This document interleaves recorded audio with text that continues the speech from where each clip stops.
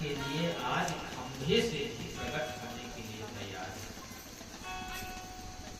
भक्त प्रहलाद की वाणी से निकला कि खंभे में भी है पिताजी।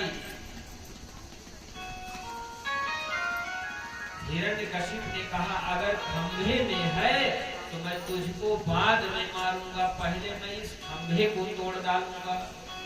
और जैसे ही मुष्टिका का प्रहार किया खंभे में, करोड़ों करोड़ों सूर्य का प्रकाश लेकर के भगवान नरसिंह प्रकट होते। बोलिए नरसिंह भगवान। और नरसिंह भगवान बहुत विचित्र स्वरूप है। नरसिंह जैसा वरदान उसने प्राप्त किया था, न मनुष्य का और न पशु का। नरसिंह भयंकर स्वरूप, गड़गड़ाहट की आवाज, आकाश मंडल में बड़े बड़े इंद्रादि ब्रह्मादि देवता पुष्प वृष्टि तो कर रहे हैं। श्रीमद् भागवत महापुराण में ऐसा वर्णन है कि बड़े बड़े इंद्रादिक ब्रह्मादिक देवता पुष्प वृष्टि तो कर रहे हैं, लेकिन ऐसे स्वरूप वाले नरसिंह भगवान के समीप आने का साहस किसी देवता का नहीं। पहुंच जाए, भगवान क्रोधावेश में है, नरसिंह भगवान अतिशय क्रोध में है। अब भगवान के समीप पहुंच जाए।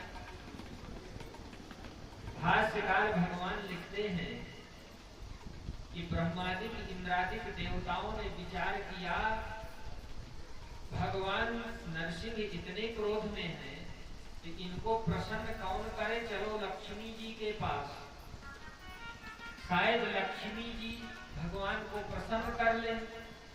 गए लक्ष्मी जी के पास सभी देवता और कहा लक्ष्मी जी आज हम सब देवता हैं।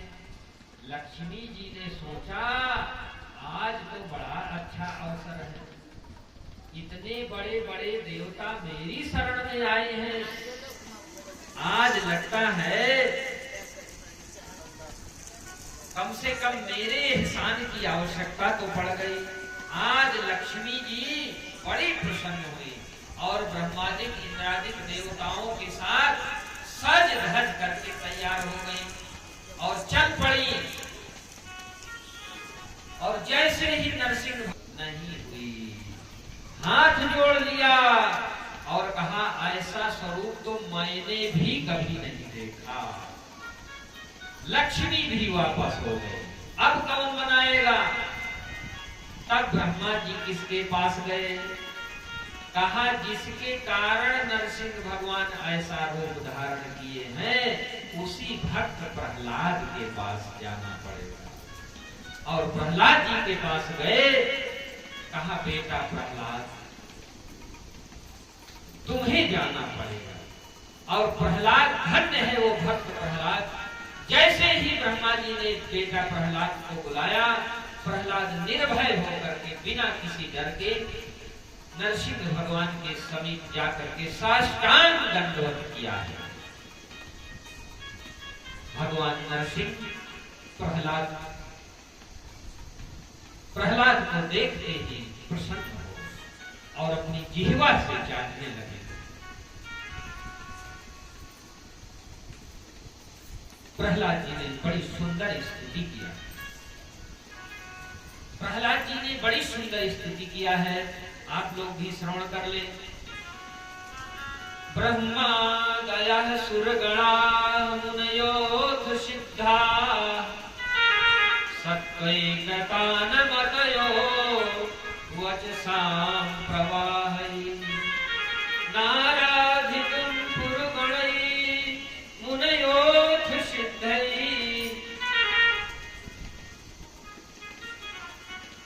ब्रह्मा दया सुरगणै, हे प्रभु जिन आपको बड़े बड़े ब्रह्मादिक इंद्रादिक देवता आपको प्रसन्न नहीं कर पाए, तो मैं असुर कुल में उत्पन्न भला मैं आपको कैसे प्रसन्न कर सकता हूँ। ये प्रहलाद जी कह रहे हैं, जिन आपको इतनी बड़ी बड़ी देवता नहीं प्रसन्न कर पाए तो मैं आपको कैसे प्रसन्न कर सकता हूँ। तो कोई कहे जब जानते हो तो क्यों प्रसन्न कर रहे हो? तो प्रहलाद जी ने कहा, मैंने सुना है। क्या सुना है? मन्ने धनाभिजन रूप तपः सुतौजस तेजः प्रभाव बल पौरुष बुद्धि योगा नाराधनाय हि भवन्ति परस्य पुंसो भक्त्या तुतोष भगवान गजयोधपाय। मैंने सुना है कि आज तक आपको किसी ने धन के बल से प्रसन्न नहीं कर पाया। किसी ने किसी का रूप बहुत अच्छा हो तो आपको प्रसन्न कर लिया हो, ऐसा भी मैंने नहीं सुना। मन्ने धनाभिजन रूप तपः सुतौजस, किसी ने धन के बल से, रूप के बल से, तेज प्रभाव बल पौरुष बुद्धि के बल से किसी की बुद्धि बहुत अच्छी हो, आपको प्रसन्न कर लिया हो, ऐसा भी मैंने नहीं सुना। बल पौरुष बुद्धि योगा, किसी भी साधन से आपको आज तक किसी ने प्रसन्न नहीं कर पाया। फिर कैसे प्रसन्न किया? भक्त्या तुतोष भगवान गजयोधपाय। आज तक आप प्रसन्न हुए हैं तो केवल भक्ति से प्रसन्न हुए हैं। जैसे गजेंद्र ने आपको पुकारा तो आप प्रसन्न हो गए। भक्त्या तुतोष गजयोधपाय, इसलिए मुझे विश्वास है कि आप मुझ पर प्रसन्न हो जाएंगे।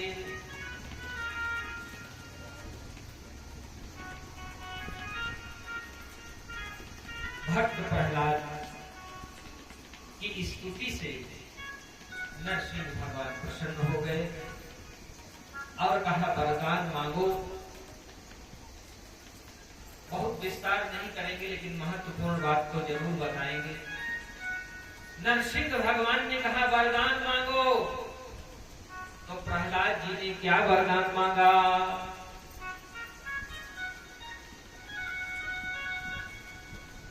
बार बार कहा वरदान मांगो।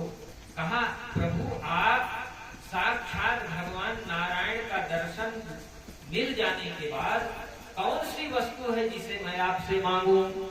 कहा, नहीं, मेरा दर्शन अमोघ है। भगवान का दर्शन होने के बाद वरदान तो तुम्हें मांगना ही पड़ेगा।